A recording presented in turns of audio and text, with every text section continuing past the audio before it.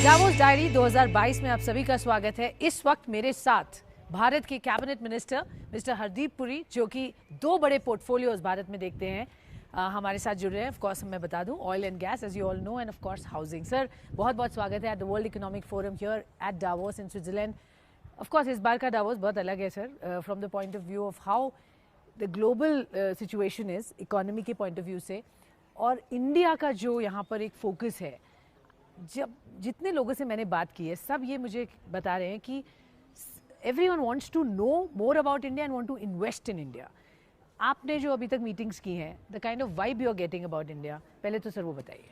देखिए, अभी यहाँ तक आने उसके समय भी आप और हम जब यहाँ आ रहे थे तो रास्ते में लोगों ने रोका, वो कहा कि ये इसको वर्ल्ड इकोनॉमिक फोरम या डाइवर्स फोरम क्यों कहते हैं, आप इसको इंडिया फोरम कहिए।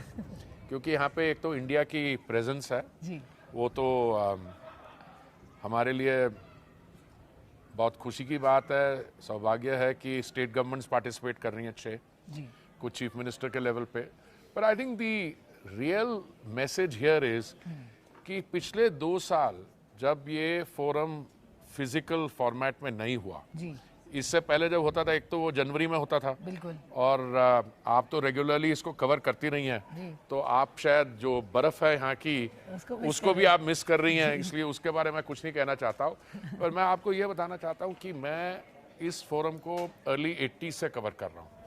1981 में मेरी पोस्टिंग हुई थी जिनीवा, जब मैं हमारी जो मिशन है टू द UN, उसमें फर्स्ट सेक्रेटरी था।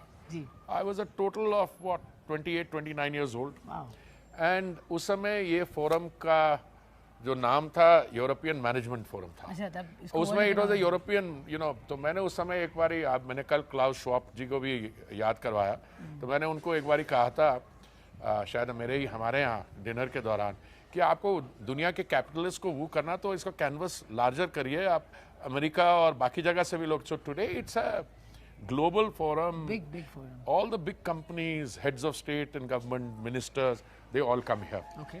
India क्यों prominence में है इस साल? उसके कई कारण है। मेन कारण है कि मोदी जी की सरकार ने जो पिछले 2 साल जो जहाँ पे बहुत challenges थे, महामारी एटसेट्रा, उसमें जो किया है, क्या किया है? पहले तो वैक्सीन की स्टोरी, बिल्कुल वैक्सीन की स्टोरी। अगर आप 2 बिलियन वैक्सीन्स आपने प्रोड्यूस किया है और आपने ग्रेटिस फ्री ऑफ कॉस्ट अपने नागरिकों को बांटी है, that in end of itself is a big story. दूसरा, आपने 80 करोड़ लोगों को, 800 मिलियन लोगों को दिन में 3 समय का खाना मुफ्त दिया है, जो कठिनाई थी। पर उसके अलावा एनर्जी पे आ जाइए, अभी क्या स्थिति है आपको पता है। एक दिन में हमारे देश में कितने लोग पेट्रोल पंप में जाते हैं भराने? 6 करोड़ 6 करोड़ 60 मिलियन लोग जाते हैं। आप देख रहे हो हमारे रीजन में दो बगल के देश है, श्रीलंका, नेपाल, पाकिस्तान, क्या हो रहा है। हमारे यहाँ तो कहीं पेट्रोल और डीजल की शॉर्टेज नहीं हुई। और नॉर्थ ईस्ट में जहाँ पे बहुत बारिश जो हुई है, बड़ी सीवियर थी, वहाँ पे हम लोगों ने, हमारी एजेंसीज ने डीजल को एयर ड्रॉप किया।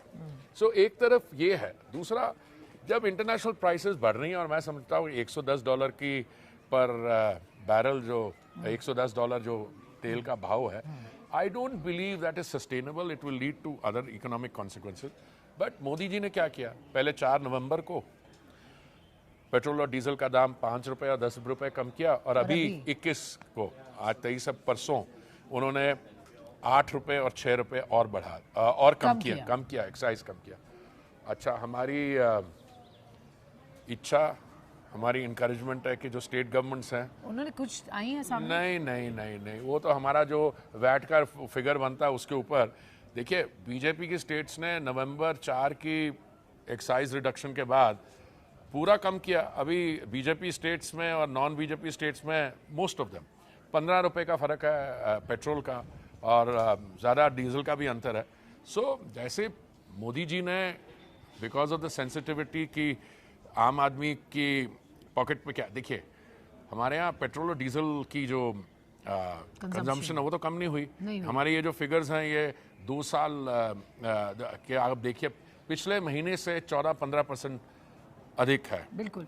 तो आम आदमी को एक रिलीफ दी इसके माध्यम से, उन्होंने दी ना, उन्होंने दी, पर बाकी स्टेट गवर्नमेंट जो इस पर राजनीतिक रोटियां सेकते हैं उनको भी थोड़ा सा आप अपने चैनल के थ्रू, अपने मीडियम के थ्रू उनको इनकरेज करिए, थोड़ा सा फोकस करिए उन पे कि लोगों पर, आम आदमी पर भी उनके जो उनका भी आम आदमी हमारा, चाहे वो आंध्रा या तेलंगाना में हो या महाराष्ट्र में हो, आम आदमी तो देश का आम आदमी है। अगर आप 18 लाख की गाड़ी चलाते हैं तो उसको, आपको तो पेट्रोल और डीजल दाम से कोई खास फर्क पड़ने वाला नहीं है, पर आम आदमी को तो पड़ेगा। बिल्कुल पड़ेगा।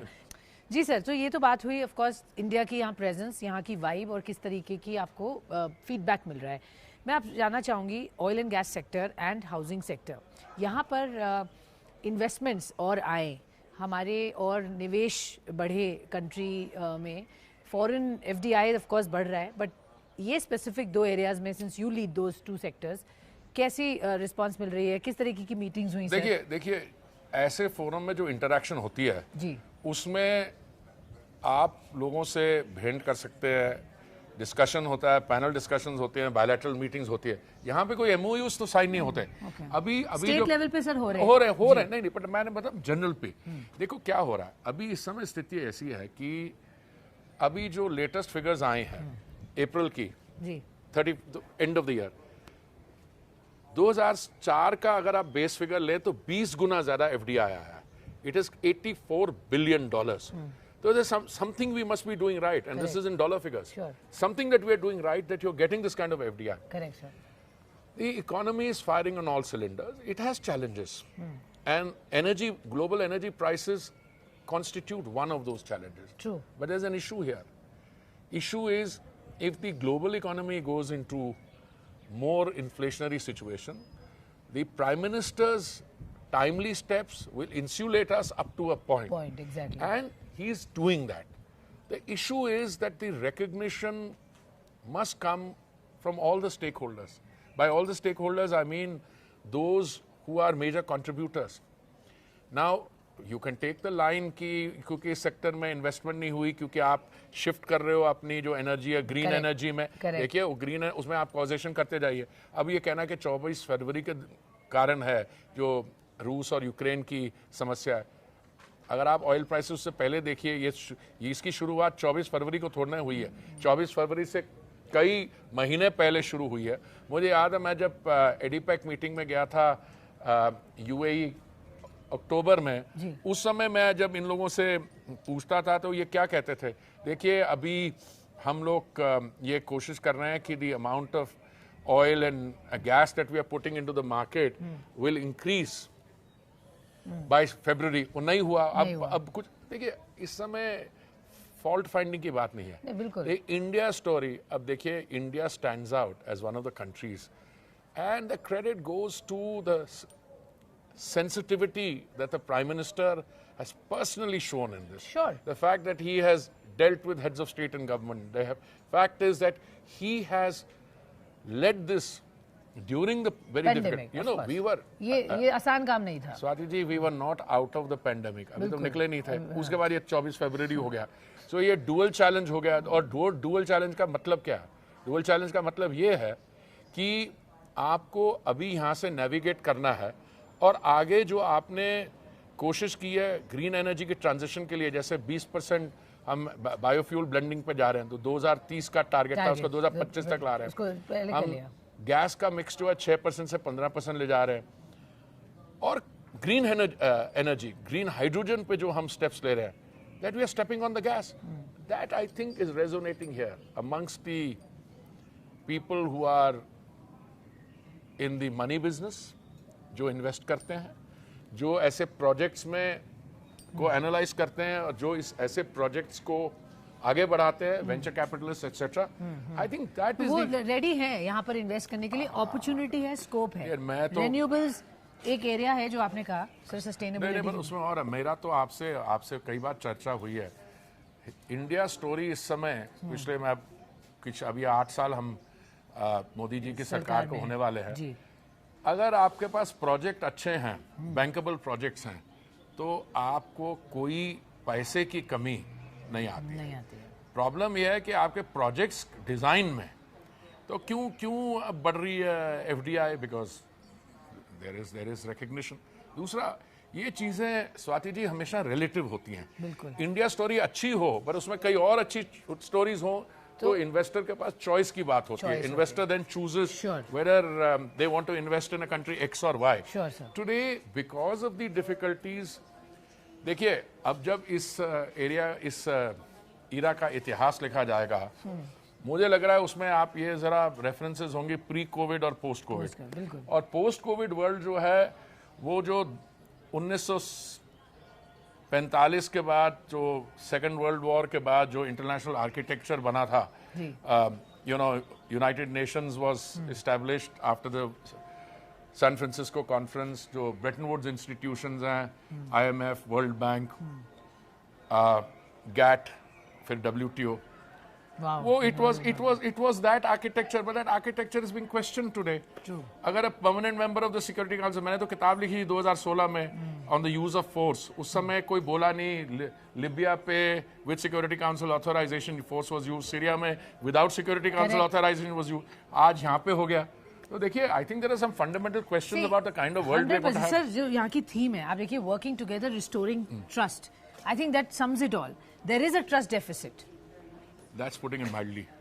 A trust deficit is putting it mildly. So, you have a situation where you're going and I'm not going to comment on the politics of it. What I'm merely saying is we have challenges, and I'm going to conclude on that point. We have multiple crises going on. The energy crisis, जिसकी आप बात कर रहे हैं, that's one of the crises. That's a crisis. But around that there are many others. अगर मान लीजिए fertiliser prices go through the roof, तो फूड सिक्योरिटी पे क्या होगा? रिपल इफेक्ट है सर इसका। आप अगर ग्लोबल एवरेज रिटेल इन्फ्लेशन 7.5%, 8% के ऊपर है, कई देशों में तो होलसेल इन्फ्लेशन इस समय 30% है। Exactly. अगर आप उस समय ये नहीं कि इन्फ्लेशन से क्या असर होगा, रिसेशन होगी नहीं, वो तो आप टेक एज अ गिवन, वो तो होने वाला ही है। अभी इशू है कि आप इसको कैसे टैकल करेंगे। तो इंडिया स्टोरी के हम उसको टैकल कर रहे हैं और बहुत अच्छे से कर रहे हैं। आई थिंक रिकॉग्नाइज हो रहा है ये बात, और हम तभी भी ग्रोथ दिखा रहे हैं। बाकी कंट्रीज में तो वो भी एक बड़ा चैलेंज है, पर इसको आपको सस्टेन करना है।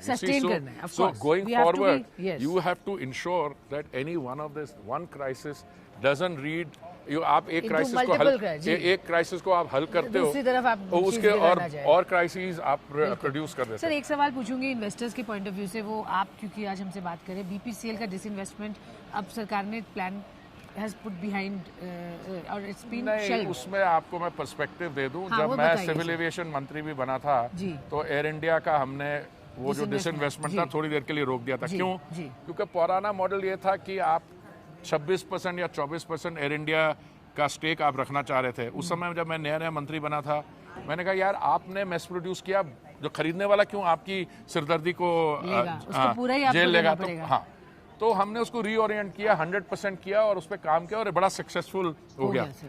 BPCL we were in a single vendor situation, कोई भी डिसइन्वेस्टमेंट सिंगल वेंडर पे नहीं होती। और दूसरा, BPCL is one of the success stories, इसका तो एक्सपेंशन हो रहा है अभी। BPCL का तो अभी वो रिफाइनरी, बिना रिफाइनरी, और तो BPCL को हम डिसइन्वेस्ट करेंगे पर तरीके से करेंगे और जल्दी करेंगे।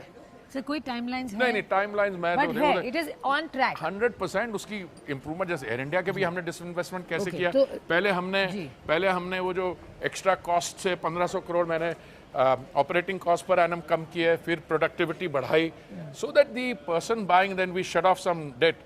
जो आपसे खरीदने आएगा उनको भी तो उसके लिए इंसेंटिव। तो BPCL is a very good asset. Gas space में सर बहुत सारे एसेट्स हैं जो आप मोनेटाइज कर सकते हैं। You can get out of them and get good value, and that is the idea.